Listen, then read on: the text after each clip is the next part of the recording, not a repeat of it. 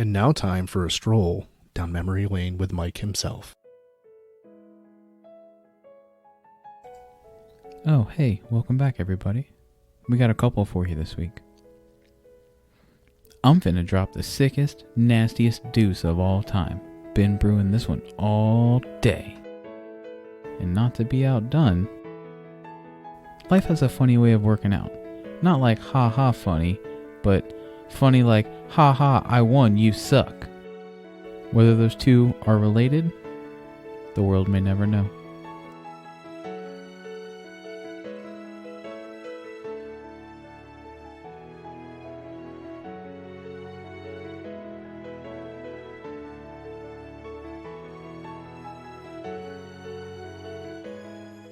Hey kids, you're listening to Nothing in Moderation with Travis and Mike.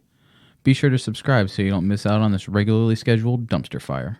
You can catch us on all the social medias under @NothingInModPod. So let's go ahead and get this hillbilly hog fight underway.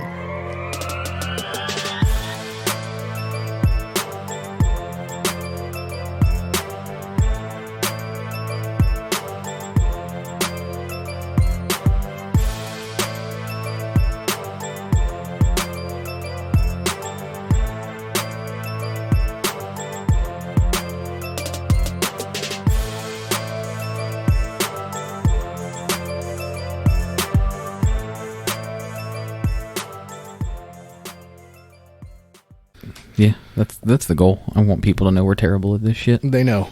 If they listen, they know. Yeah, all 13 of you. You guys are very aware. We love you guys. You're a loyal 13, though. That's true. So Sounds like something Epstein would have said. Whoa, hey. All right. This is off the rails already. So before we get too much further off the rails, I'd like to introduce myself. I am Mike himself.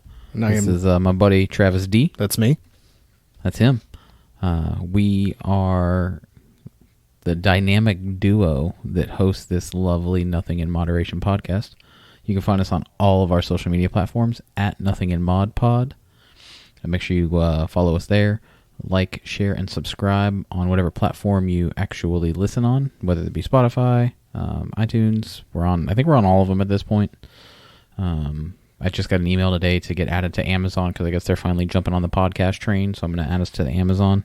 Ooh. Although I know you can say, Alexa, play Nothing in Moderation, and it will play our podcast. I hope it did that to at least one of y'all's Alexas. If anybody's listening to the podcast out loud, it's probably freaking out anyway. Oh my God. So, my baby heard that. So what's going on, buddy? What do you got? What's going on this week? I know we're recording a little early, so I know things are a bit wonky. No, it's all good, man. I was actually laughing a little bit about us doing a plug on the social medias as an opening, considering that our opening audio that we use at the beginning of every show has a plug for the socials.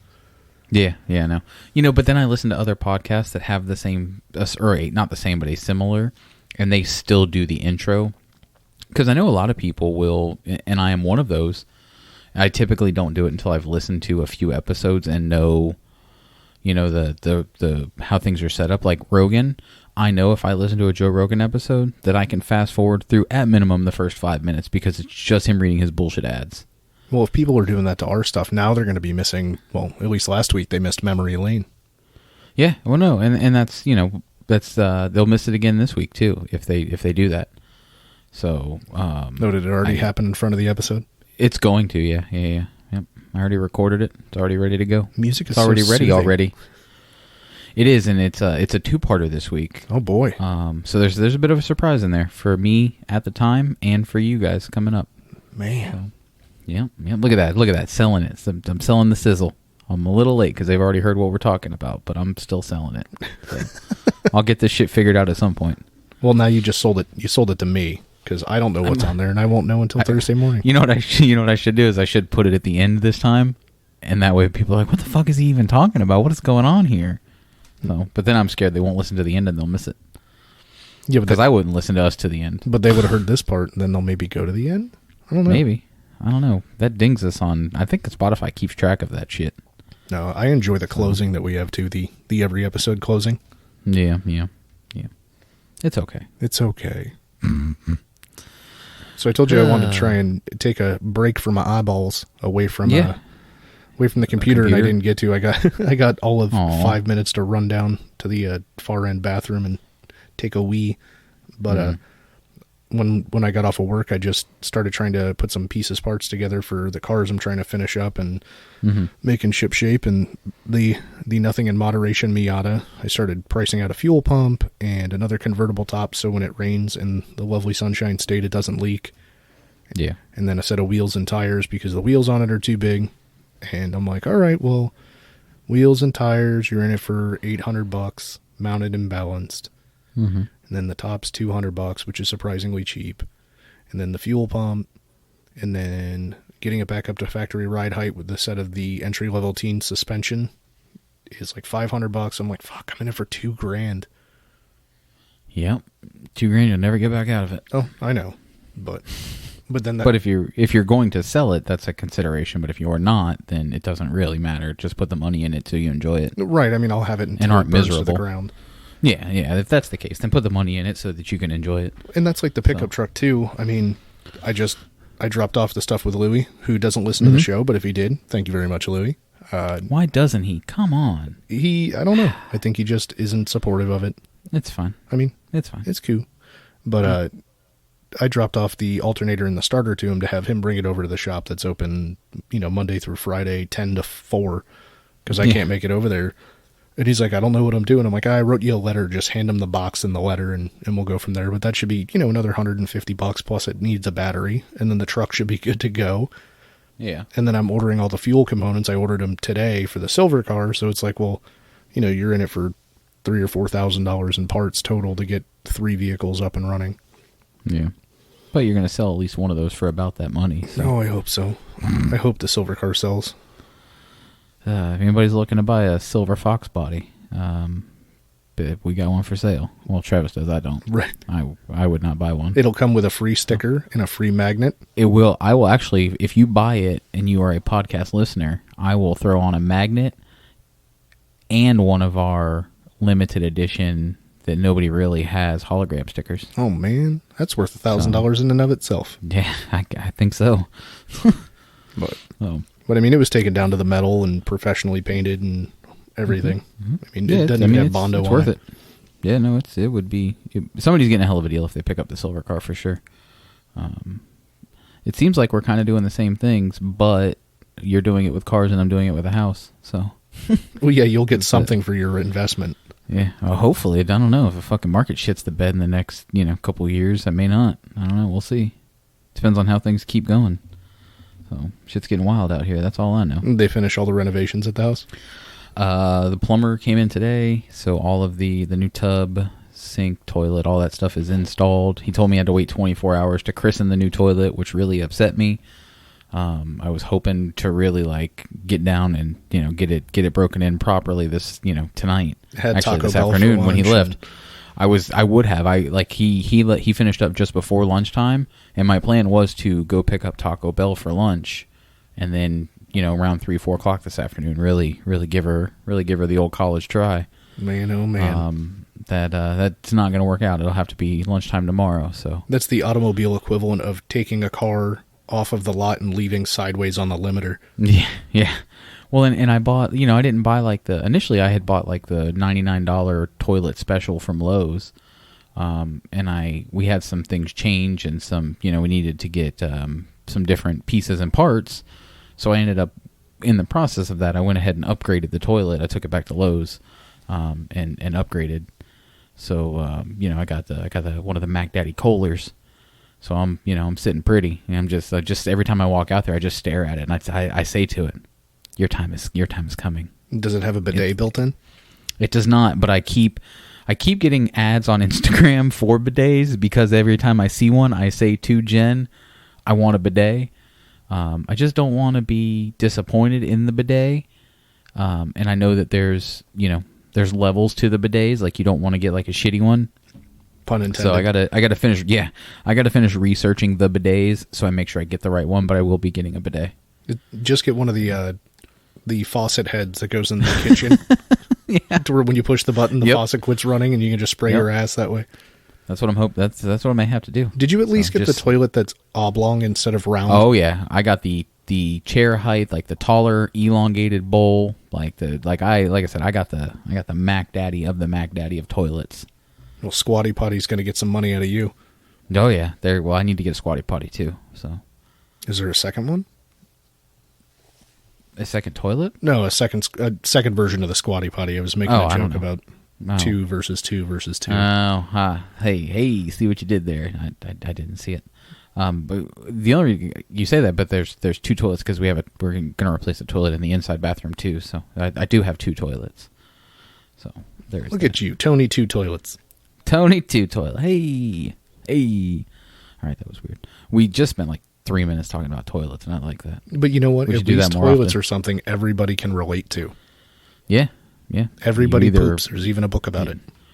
Well, and there are some days where you are the toilet, and there are some days where you're not the toilet.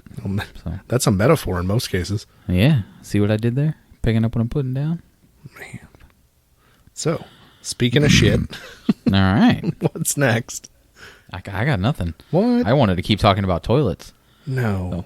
So, I did see where there's one Blockbuster store left in America, and it's in Oregon, I believe in Bend, which is where the University of Oregon would be as well. But I saw an article today that they're going to put the store up on Airbnb to rent out for a 3-night stay. I think that should do pretty good for people our age as far as a nostalgia value if we happen to be in that area of the country. Well, apparently, though, it's only available to local residents of the county where it is located. So I think that's kind of weird, but... For now. Yeah. Yeah, for now. See how... Uh-oh. Sorry, I almost sneezed. I thought you were yawning. I'm like you're boring yourself on your own story. Yeah, no. But you went to Blockbuster, I assume. You had a card. I don't remember having my own Blockbuster card. I don't think. I feel like Blockbuster kind of started on the downhill spiral by the time I would have been old enough to need a Blockbuster card of my own. Right. But I remember vividly, we didn't have a Blockbuster in the city my dad lived in, so we had like a 16,000 movies. Right, one of the smaller chains. Yeah, but I vividly remember pretty much every Friday or Saturday when I was younger, especially, like my dad would take us and we would go and rent, 2 or 3 videos to watch throughout the weekend, and take him back on Sunday on his way to take me back home to my mom's. Yeah, I mean, we didn't have a Blockbuster membership because the late fees were so bad and my parents could never get back to Blockbuster to return the videos. You'd be in it for $10. You know what I mean? And it's like, well, fuck, when you're scrimping and saving and that's a once a month treat, you don't want to shit yourself at $10 a weekend. So we had, it was called Family Home Video, and it was just a little store, and they had like illegal copies of everything probably. And then once that went out of business because Blockbuster and Movie Scene were expanding, we got a Movie Scene membership, and they were a lot more reasonable, and you could rent actual video game systems and video games and stuff, kind of like a small Blockbuster or a small 16,000 movies. Oh, okay. That's pretty cool. I don't think we had a locally owned one like in my dad's house or near my mom's. So with the adult section and everything? Oh, yeah. The 16,000 movies definitely had the adult section, so I would always try to sneak in there. I wonder what that would have been like. I mean, like, I've gone to sex stores or adult stores or whatever you want to call them as an adult, and I've seen the DVDs on the shelf that are like $60, and that's wild when you think about AdamEve.com or whatnot. Mm-hmm. But I wonder what it would have been like, because I don't think they have a rental section. I don't think like if you're a member of the Lion's Den or Fairville or whatever, that you can go in and just rent the movies and bring them back. I thought you were talking about the toys. I was like, I don't know that I want to be involved in a sex toy rental program. That seems terrible. But I don't think they do. It's called dating. That's gross. Oh, I mean, whatever. One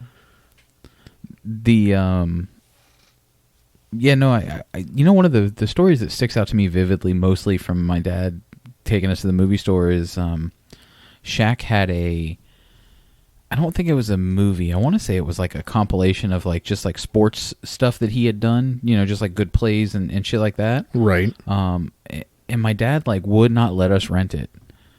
Like just would not. He's like, you're not renting that. We're not That guy makes millions of dollars. We're not doing it. It's just not how it works. But like, we would rent all these other movies, and all these other actors were making seemingly millions of dollars as well. On some of on some of these other movies. Like, I never understood the logic, and I was just like, what the hell? Like, I tried. So one weekend, my grandma took us to the movie store instead of my dad, and she didn't know my dad's stance on it, and I rented that fucking movie. And my dad, I think he yelled at me. If I remember right, he yelled at me for renting it. That's funny. Was your dad okay with you guys renting like a Larry Bird highlight reel? No. He wouldn't. It was everything sports related. Just was not like it was, because like we would rent like I remember one of the movies we rented was like Boys in the Hood, or Candyman, which in hindsight was probably a terrible idea, and also was the reason that I don't walk into any dark room at night without turning the light on first if there's a mirror inside of it. It was for some reason it was just a sports thing. I don't know. Maybe I guess he just thought sports players were overpaid and didn't need any more of our monies. No, I was just trying to figure out if he was a closet racist. No, definitely not. So they do exist in the far down in the family tree, but I do my best to not associate with them. No, I get it. I mean, can't be responsible for the entirety of the family. No. Dad's like, I don't want you watching that Shaquille O'Neal. No, with his weird name. That. Yeah, no. It was like I said, it just seemed to be a sports thing, because he didn't do it with music. He didn't do it with actual movies. I guess it was just a sports thing. I don't know. Did he let you watch I think the movie is called Blue Chips, with Shaquille O'Neal in it and Anthony Hardaway, Penny, whichever one. Penny, yeah, it was. Yeah, I don't remember watching that, but I wouldn't have wanted to see something like that. I don't think. Like this movie, the cover of it I remember was Shaq, and was one of the dunks where he broke the glass. Right. So like it was, I think that was probably why it appeased, like it caught my eye. So, but I don't know. Like I said, it was an all sport commercial DVD. Yeah. Oh god. With a 30-foot hoop. Was so gross. It was all sport, which turned into Powerade. You over there playing the cymbals? Yeah. Sorry, I bumped the mic stand. And I tie my hands behind my back because you called me out in front of the mic. But so college sports, man. Big Ten's out of the conference, or what's the deal? I think the Big Ten, from what it looks like they postponed it. Is the most recent news till the spring, and then the Pac-12. I believe I just saw a update from ESPN that says they're doing the same thing. The one reason I wanted to talk about this, because I like college football. It's what I watch. I can tell by your Big Ten out of the conference that you definitely don't watch a lot of college football. I knew that going into this.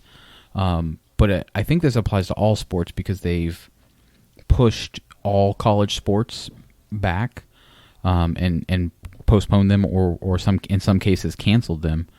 But a lot of the coaches and some of the players are making what I think is a very valid point, is that these kids that are college athletes, they are better off in most cases at college, where they have access to all sorts of doctors and a training staff and medical staff and what have you, and the ability to be in a more controlled environment than being at home, where they don't have access to most of those things.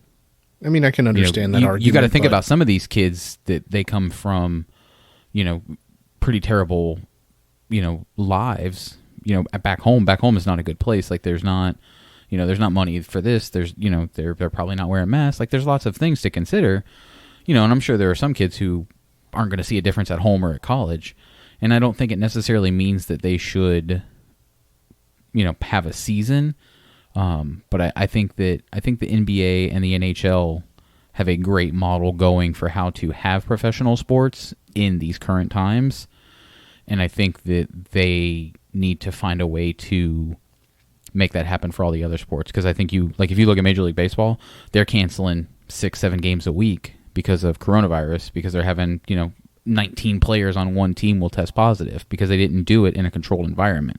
Right. I mean, they're willy-nilly. Like I saw something today that fucking Cincinnati, the Reds, they proposed a plan to the city of Cincinnati to start bringing fans into the stadium And the city of Cincinnati has approved that plan. Major League Baseball hasn't, so it doesn't do them a lot of good. But, like, what? You guys just canceled, like, 3 games last week because you had 8 or 9 players test positive. Money. I fully understand that. But the broadcast rights cover pretty much everything they need them to. That's like billions of dollars. But more money. To the teams. I know. And I think that's what pisses me off. And I think... I look at these people who aren't... most of the sports analysts, they have opinions one way or the other, but they're usually backed in facts, and they're not really. But then you get like the fans who are like, I gotta watch my college football. I don't care about anything else, and that shit annoys the fuck out of me. Well, they're kind of missing the whole idea that college is supposed to be an institution of higher learning, not an athletic venue. I mean, don't get me wrong. I appreciate the athletics, and I think it's wonderful that people have the ability to hone their skills even further and potentially make a profession out of it. But if you're going to push that college athletics is supposed to be upheld no matter what, blah, blah, blah, blah, blah, there's an actual purpose to college as being athletics based rather than higher education based, then those people need to shut the fuck up when they say that those kids shouldn't be earning anything. Yeah, absolutely. But don't tell them that. Well, that'll really get them going. I mean, I don't really think that it's a complicated subject, but I don't like the idea that a school can leverage who comes to their school by paying them money or by guaranteeing an income or anything like that. I think that college should be. But why? Because it means the better funded schools get the better players, and it also means that you're undermining the concept of the higher education. People who go to college should be going to college to get educated, to go further than just people who are going to college and play sports shouldn't be on a path that sports is their only outlet. I'm completely okay with, because as a for instance, you go to college. You barely get into college, but because the college is willing to pay, you get into college and you do what I did in high school and you completely destroy your knee. Okay. And then you're no longer capable or eligible or playing at a high enough level to go any further than quote unquote college ball. So if you're a paid player, say it was your sophomore year, why wouldn't they just cut you from going to school? I don't think that's how it works. I don't think that... And I could be wrong about this. I would have to research it. I do believe in most cases when things like that happen, the school will help them get other means to pay to finish out their curriculum there. But I think that happens. But I think it's the socialism argument where you go to, everybody points out Venezuela. Nobody wants to talk about Denmark, where there are, I think Denmark's the country I was looking for. I don't know. It's one of those European ones. But like, that's going to happen. Absolutely. I think it's rare. And I think you can control for it. I think you can have things in place that will allow that person to finish their education and get a degree that is going to do them some sort of good outside of football. Right. And let them continue on. I don't know if those things are currently in place. I think they would need to be in order for the system to work correctly. But it's how it works in professional sports, like with the whoever's got the most money, because if somebody had offered, if the Patriots had offered Patrick Mahomes the same money the Chiefs did, Patrick Mahomes would probably be in New England. Well, they also have a salary cap in football, whereas in baseball they have a penalty if you spend more than X other people or whatever, and you can spend an unlimited amount of money. Yeah. But, like, for instance, there's people that I went to high school with that could barely pass a class, let alone pass the high school competency test or whatever the fuck it is called now, FCAT or something.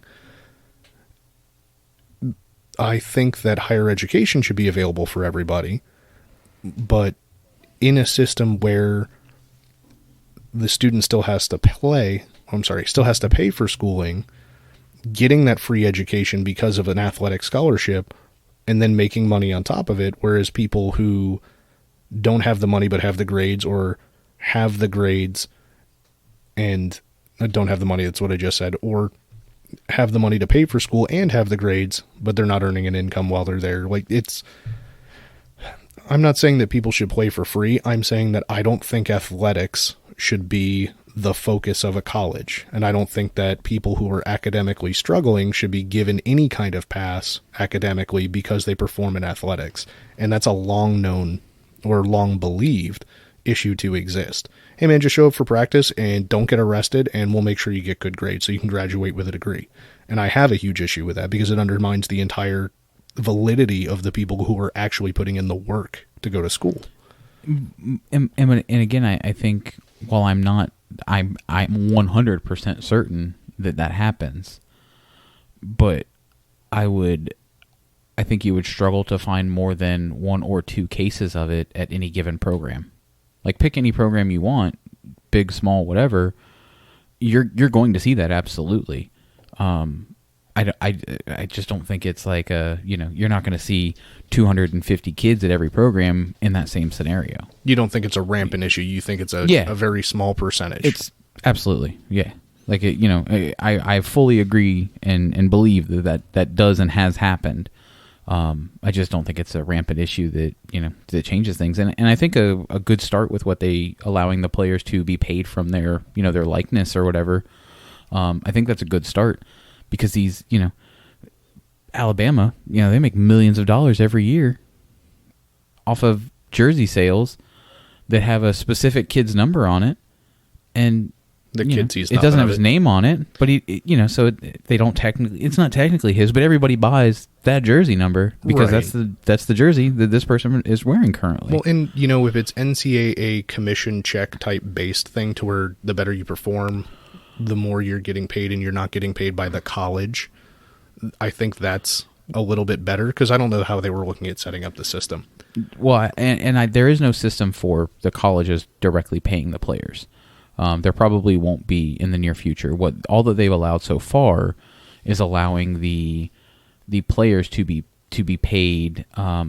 Like if you're a player and you had a YouTube channel in high school and you had 1 million followers, you can't make any money off that the very first day you step foot on campus at your college program. So if you go to Alabama, you're a 5-star recruit, you go to Alabama, you can't make any money off of that YouTube channel. Okay, well, that I don't agree with. Now they can. Okay, well, I'm okay with that. There was one a couple seasons ago, I think it was an LSU player, they made shirts they were purple, LSU's colors are purple and gold, and I don't remember what the shirt said or whatever, but they were a saying or something that the particular player had said, and like the kid's parents got him in a bunch of trouble because they made a bunch of shirts and sold them. And it's not like they were sneaky or quiet about it. Like they, right. I believe they didn't legitimately think that them selling shirts would affect him, but like him and LSU got in all sorts of trouble over the shirt debacle because they're taking money away from the NCAA and the colleges. Yeah, exactly. That type of stuff won't happen anymore. And that's I think that's all that they've really. And I do believe that there's some stuff in there for where like Gatorade or Nike can come in and sponsor that kid. Right. I mean, I've expressed before, and I don't know if I've done it on the podcast, that I have an issue with state or federally funded schools being run as a business to make profit off of students and or alumni and shit like that anyway. Yeah. Especially when employees are eligible for state retirement programs and they make, a fortune. Like the highest paid people in a lot of states are college coaches. Oh, absolutely. Nick Saban, I think, is the highest paid person in Alabama. So if he qualifies for the same state retirement that like a law enforcement officer or a judge or a lawyer that works for the state or, a county waterworks type person does, that's kind of ridiculous too for him to make millions of dollars a year and qualify for a state level retirement when it's a completely for-profit driven business versus most state retirement positions are not a for-profit position. So I don't know if this is going to make you mad or not. It makes me chuckle and be mad kind of at the same time. But Nick Saban, not only is he Alabama's highest paid public employee, there is reason to believe that he is the highest paid public employee in the nation. That wouldn't surprise me. I mean, I don't know what position would pay more than that. The President of the United States is paid less than $500,000 a year, and that's the highest public position you can hold, right? I will tell you the top 10 highest paid public employees in the nation are all football coaches. That's not surprising. I'm sorry. Football, basketball, football. What basketball coach one makes the basketball, most? Kentucky. Okay.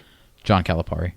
I figured it was like a Kentucky or a Tar Heels or a Penn State or something. Yeah, it's going to be Penn State would be more of a football school than a basketball school. Got it. But you would be looking at like if you had said Kentucky, UNC, or Duke, you wouldn't have been wrong.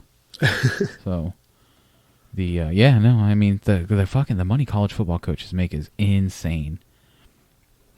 Like Nick Saban's contract is like $11.1 million, but it's only like $1 million a year because I think the most recent update was like a 10-year contract. So, but it's but the argument for paying college players is rivaled in guys like Nick Saban making $11 million.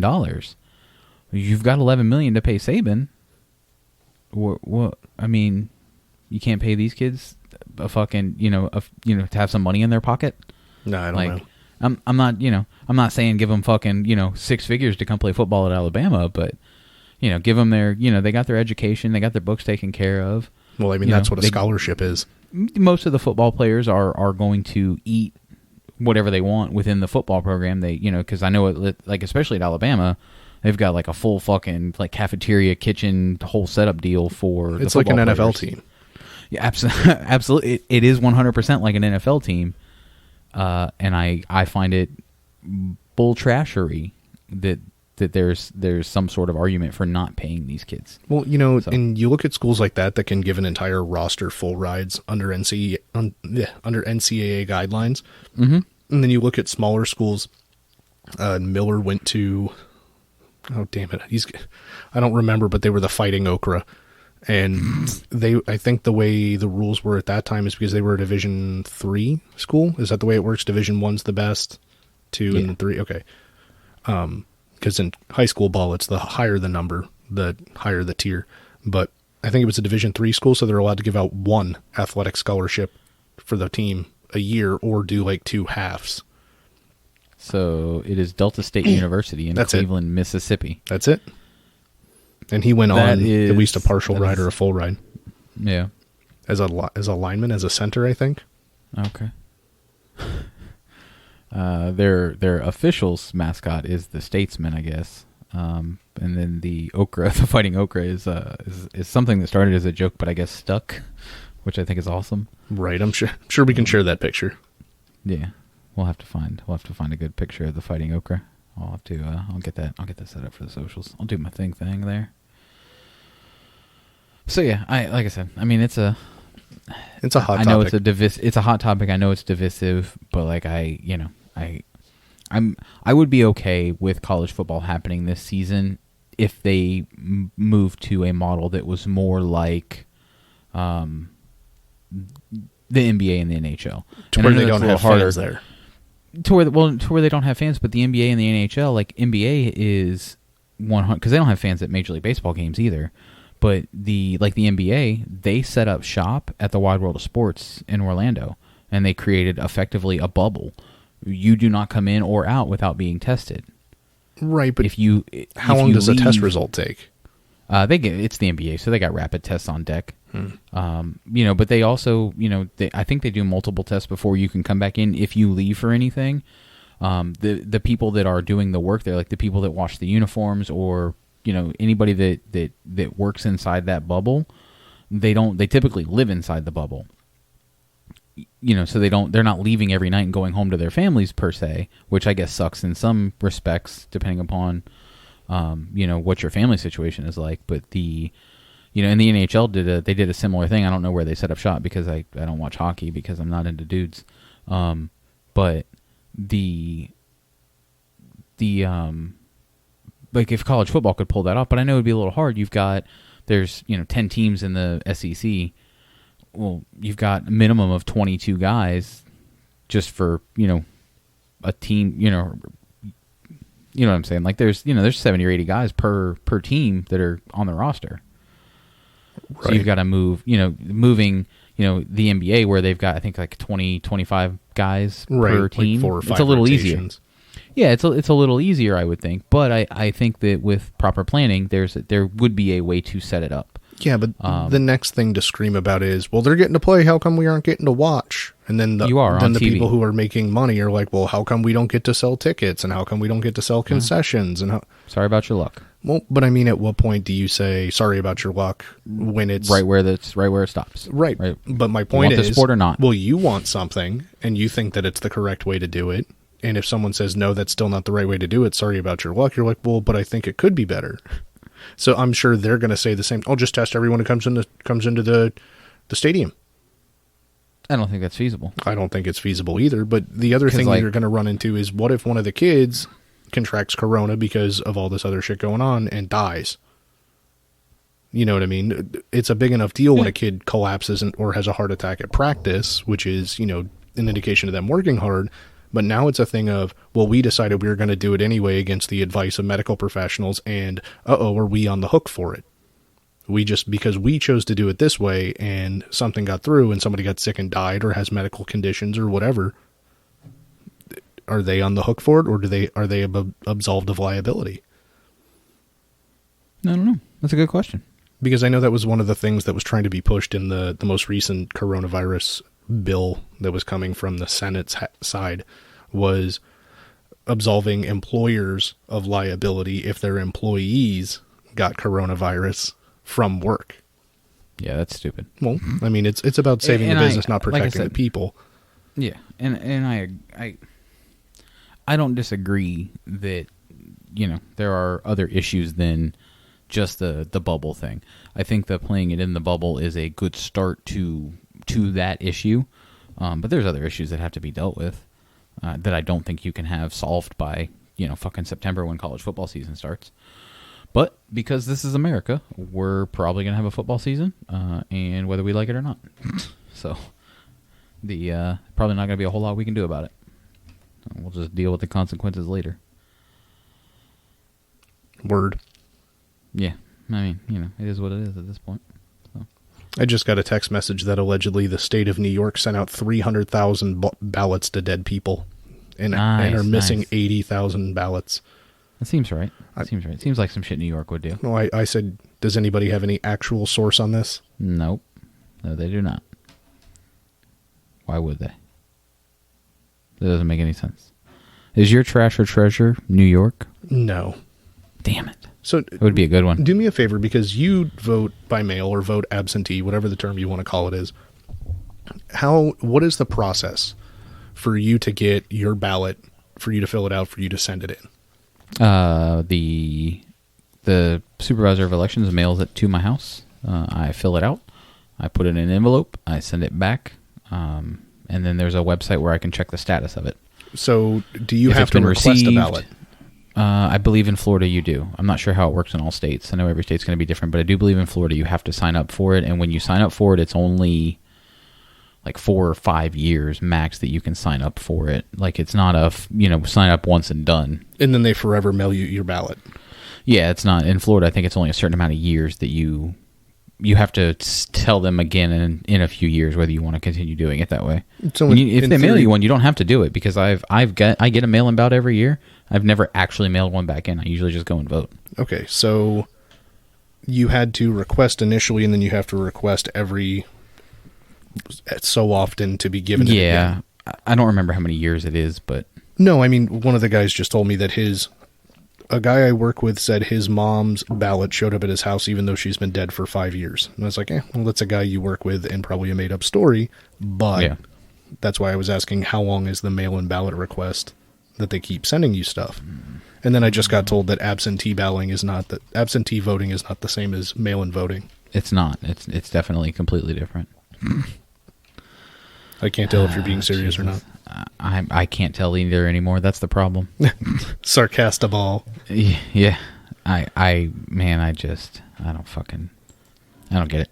There's literally no difference at all. It's the same fucking thing. It's like the difference between gay marriage and civil union. It's exactly the same thing. It's just somebody gets butthurt over the use of the word. Yeah. Got it. I mean, I'm sure you can guess who it is that's... Oh, no, that said you ain't gotta absentee tell isn't me. the same as mail-in.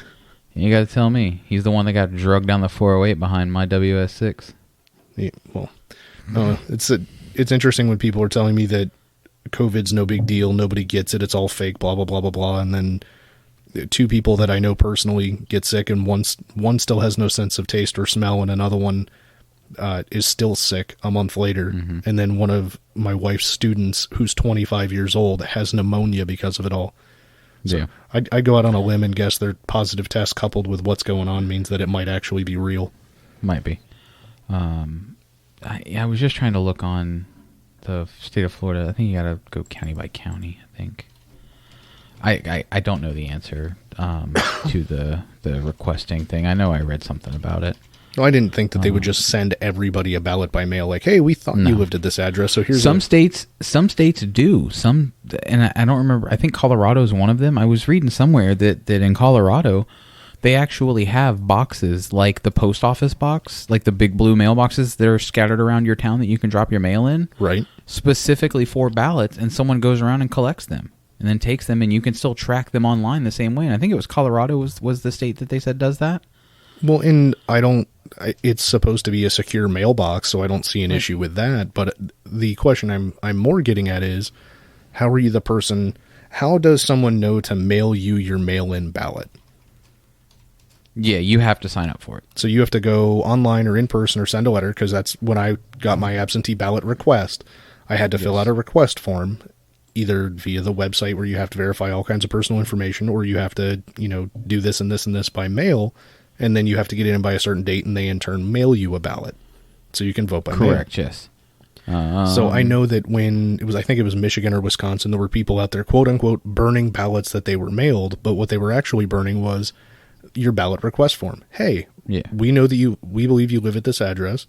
Here's your ballot request form. If you want to vote by mail, send this back. So they're out there burning that. So obviously they're not sending it back to vote by mail, but that's not your ballot. That's not just mailing out ballots. Requests for vote by mail ballots may be made in person, by mail, phone, fax, email, or online.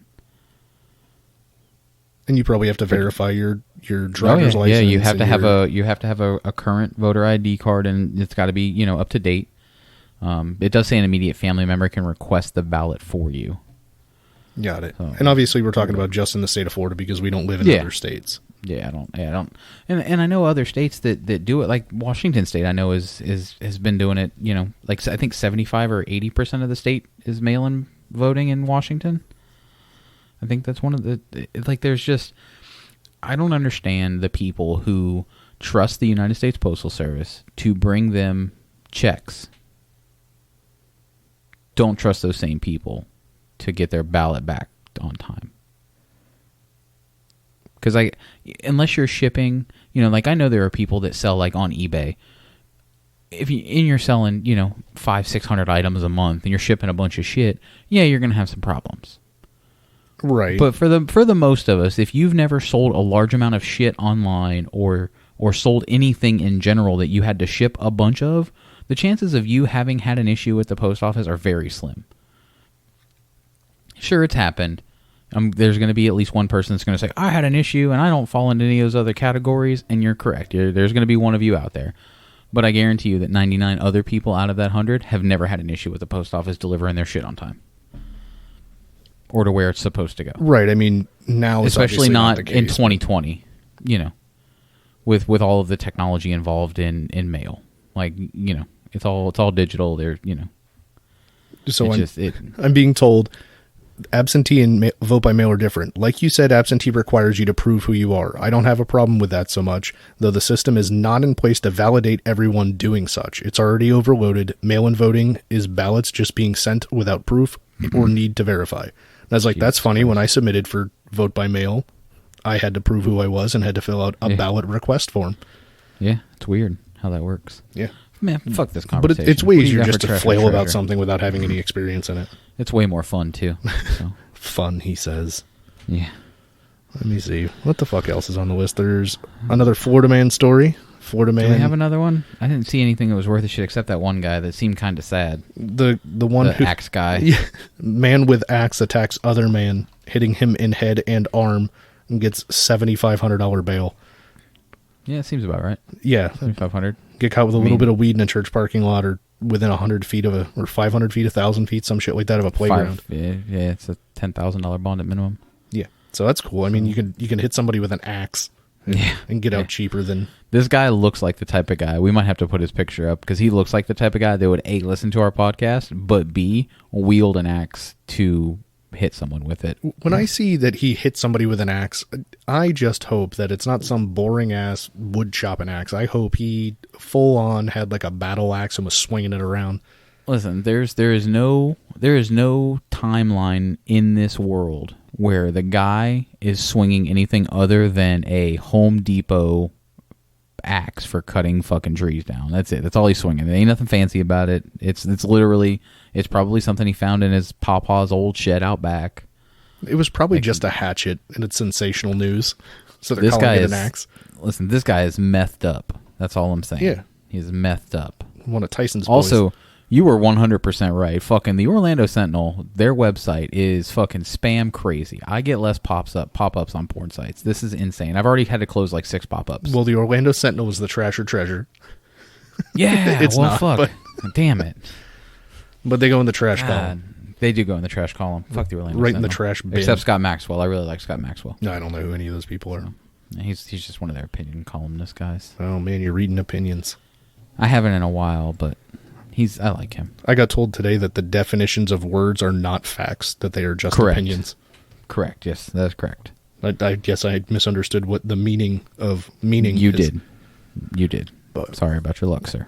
It was wild seeing a buddy of mine on the socials getting attacked because when people use the term pedophile to talk about people who are interested in 15, 16, 17-year-olds, he said, hey, for what it's worth, here's the right word for that. Pedophile is for prepubescent interest.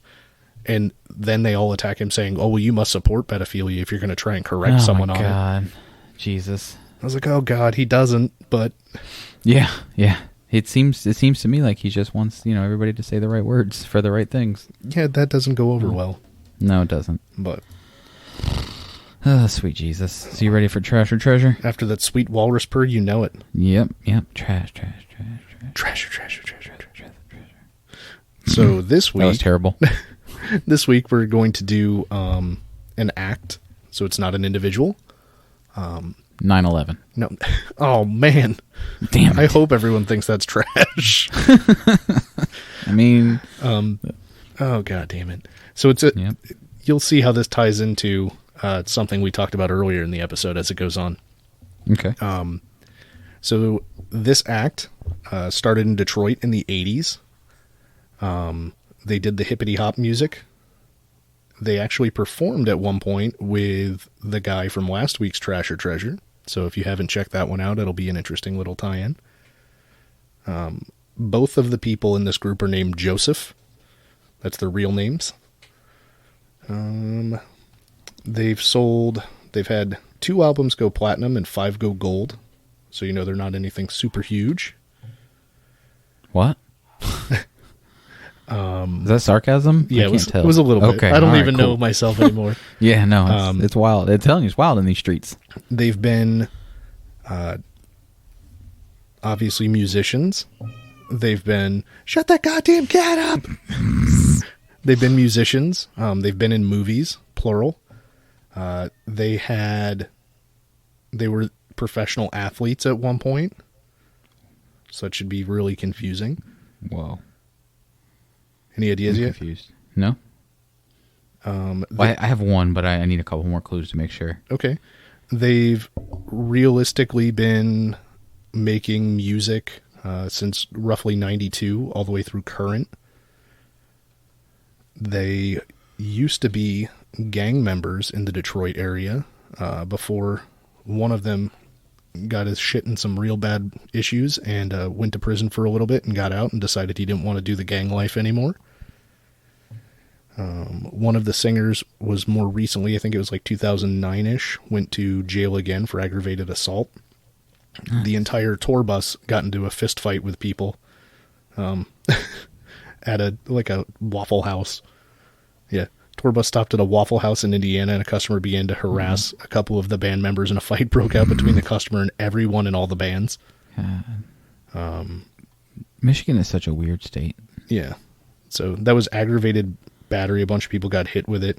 Oh no, I'm sorry. One of the singers got charged with aggravated battery after allegedly striking an audience member 30 times with his microphone at a concert in New Mexico. 4 hours. He was held in a $5,000 bail. No big deal. Spin Magazine has described them as sort of a circus karaoke, to which the official statement from the band was, "I could give a fuck less." Well, I'm glad they could give a fuck. Yes, they had fucks to give.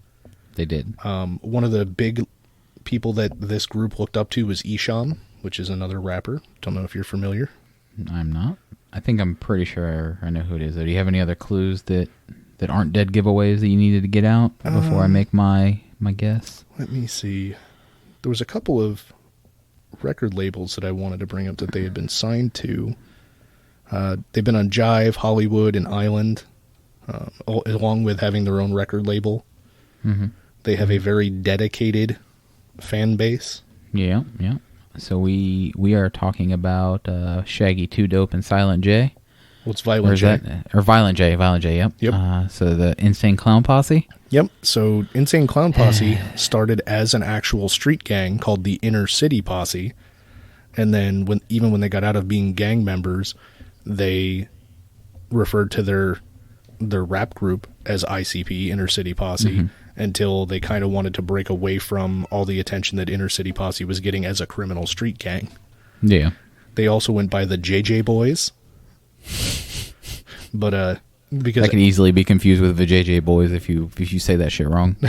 But the three people in the band to start with all had names that started with J. It was like Joseph, and John. But all right. But I've had a love-hate relationship with the Insane Clown Posse.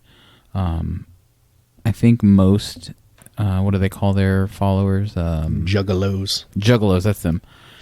They are, I think they're good people. I know they're weird, most of them, but that's not, it's not a bad thing.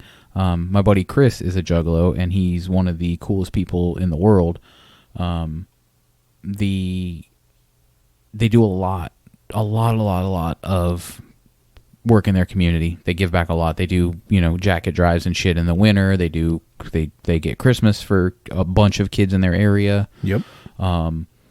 So it's hard for me to say they're trash, even though they've said shit like magnets. How do they work? Right. There's nothing that actually makes them trash other than their music, which is, I don't hate all, you know what I mean? Like it's never been my thing. So I can't judge that type of music because I've never really listened to it. Well, it's a little odd. It's called horrorcore. They kind of wanted to do like what Esham did because Violent J really looked up to Esham, but they didn't want to bring any of the Satan direct references or ties into it. And the whole story behind them is kind of interesting. The name Insane Clown Posse came to Violent J allegedly in a dream where he had a dream about a dark carnival and this and that, and the Joker's cards, which are the names of their albums, are each supposed to represent. He allegedly had a vision that he was going to make 6 Joker's cards, and that was, part of what God wanted him to do or whatever. And they don't really reveal all that until you get way to the end of all the installments of the Joker cards. And and one of the tracks is kind of like, we go with God, and if you feel like we fooled you, sorry about your luck. And it's allegedly supposed to all be about trying to convey different sins and ideas and how to deal with them and the different personal issues. And each one is supposed to be a resulting judgment. So each album is a judgment. So the Great Malenko is a judgment of people, and Shangri-La is one of the judgments that can come of you, and Hell's Pit is one of the, the results and judgments that can come of you. And it's just interesting to see that all of the albums go together as an entire story, and there's some goofy shit on there, and they've done other stuff like as Dark Lotus and, just collab work and stuff that's all shits and giggles. But, there's a song called How Many Times where the entire... I think I've heard that one. Yep. The entire song's like, how many times do I have to ask myself? And then they pose a question that other people will say, why does that keep happening? You know, how many times do I have to ask myself, why does this woman let her husband beat on her? She could protect herself. There's a knife in the kitchen, blah, blah, blah, blah, blah. Or how many times do I have to ask myself, why when I drive down the highway and, you know, there's a serious crash and I just hope everyone's okay, and then I get to the crash and it's on the other fucking side? You know, why does everyone have to be this way? You know, and they have songs about heaven, and they have songs about, you know, anti-racism, you know, the whole chicken hunting concept. A chicken is a racist piece of shit. So who's going chicken hunting? We're going chicken hunting. And the whole idea is they preach acceptance across a broad audience, which is, if you ever go to one of the shows, you'll see that, you know, there's black, white, Asian, Hispanic, everything, everybody, and everybody's getting along. And they talk about that in that Magnet song. You know, I've seen 50,000 people from all different walks of life getting together as a family. Yeah. And they have that, you know, big Midwest event called The Gathering every year. Yep. But it's an interesting to take a step back and kind of not even worry about the theatrics, but just to see the way that they blended, you know, 7 albums together to be one big thing. Yeah, I didn't know that. I actually think that's really cool. So. I mean, so we obviously know that they beefed with Eminem pretty publicly at one point. When I said Shaggy 2 Dope and Silent J, I was going to finish that up with Claim of Detroit while y'all live 20 miles away. That's funny. Yeah, but I didn't. So, because I called him Silent J like an asshole. Sorry. That's cool. But, so in 97, it says, Violent J took one of the other acts to St. Andrews Hall, Eminem. Then an local, fairly unknown MC approached Violent J, according to Violent J, handed him a flyer advertising the release party for the Slim Shady LP, or Slim Shady EP, and the flyer read, featuring appearances by Esham, Kid Rock, and ICP Maybe. Nice. So Violent J asked Eminem why he was promoting the possible Insane Clown Posse appearance without first even asking or contacting the group. To which Eminem's response was, well, it says maybe. Maybe you'll be there. Maybe you won't. I don't know. That's why I'm asking you right now. First before... He's like, why didn't you ask us first before putting us on the fucking flyer? Of course we're not going to be there. And then that's where everything spawned off from. That's some Eminem shit to do, which I think is funny as shit. Have you ever heard the Slim Shady EP? I don't think so. The LP is the one that actually came out, right? The LP is the one that came out. Some of the shit on the EP, it's wild. The one of the things that's on the EP though that didn't make it out. I think we've talked about him before. Royce the 5'9". Him and Eminem were friends, I guess. You know, before Eminem broke, and then had a falling out. Shortly after Eminem got his first album, after the LP came out. Okay. And they just recently patched everything up or whatever a couple of years ago. But whenever Bad Meets Evil, the CD, that album came out, is right around the time they patched everything up. But like one of my favorite songs that Royce and Eminem ever did is on the EP. You know, it's I think it's only like, if I remember right, it's only like four or 6 tracks, one of the two. I really enjoy the Bad Meets Evil, not just that song, but the entire Eminem Royce the 5'9" album. Yeah, that whole album is a great album. It's actually one of the last Eminem albums that I enjoy. I think Royce is because I haven't surprisingly really talented for somebody that you don't really hear a whole lot from outside of the collab work. You know what's weird? You don't. I don't hear. You're not a hip hop. It's not your main type of music that you enjoy, right? But if you look at a lot of the credits, probably from a lot of the songs that you really enjoy, Royce probably wrote or helped write them. He seems like he's got that skill set. Oh, hey, that's. I mean, you know, his last album that he did, he not only did he write everything on the album, he made all of the beats and produced the whole album himself because he wanted to challenge himself to learn something new. Good for him. So he went and bought the stuff to make beats and made all of the beats that are on his album and produced the entire album and wrote everything that's on the album, and it's 100% Royce. Nobody's help. That's awesome. You know, besides features here and there, and I think there was a couple of features on there. It's a pretty good album. It's not his best in my opinion, but you know, it is a really good album overall. Huh. So another fun fact, just real quick, ICP was technically under Disney's label at one point. Nice. Probably when they were on... Jive never... Who bought... Hollywood. Wait, how did that... Okay, all right. But so there were anyone who's actually a fan, and I'm sure your buddy Chris will know this. There's 2 versions of certain songs because they had to be modified to be on that album release under Disney. Okay. And then once they got dropped off of that, and I think they went to Island next, there's even in the $85 an hour track, they talk about, now that I'm with Islands, I can finally rap, or only rap. But he talks about just how, like, Piggy Pie has 2 different versions, and some of the other songs have what was safe for the album at the time, and then what it originally was before they were told they had to fix it. Huh. That's interesting. Damn it, did it again. I think that happens a lot more in music. Probably not so much anymore with all the ability to be independent. Right. But I'm sure that happened a lot more in music than we probably even realize as consumers. Yeah, I'm sure. So, but I mean, they're eclectic for sure. Yeah, absolutely. They were on board with Mancow at one point, who was kind of like a Howard Stern-ish character.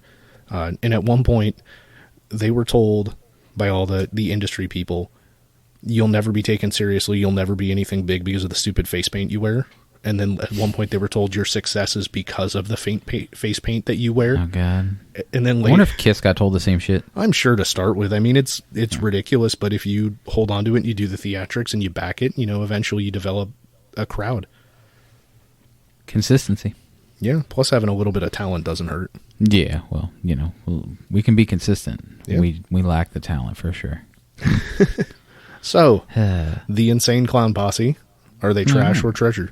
I think they're a treasure. I think they do. Just alone, nothing else included, just the work they do in their community makes them a treasure.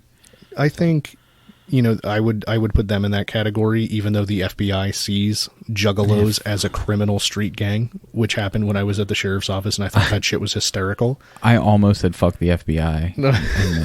It's not like they're listening. They're one of our listeners. They better be. But no, I think that was a really interesting thing because I was going through a bunch of gang courses and stuff when that shit came to light, like when it actually happened. And I just thought how funny that was. And then I took a second and paused and realized a lot of the fans that will rock one of the Hatchet Man stickers.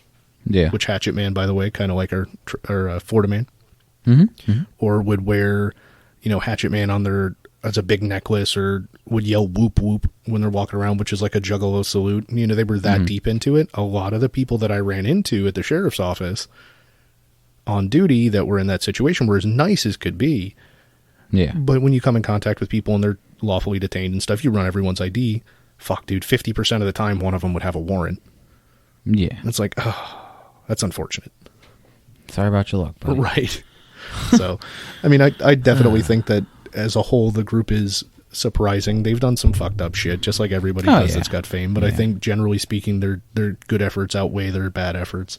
Absolutely. I'd say they're treasure. Yeah.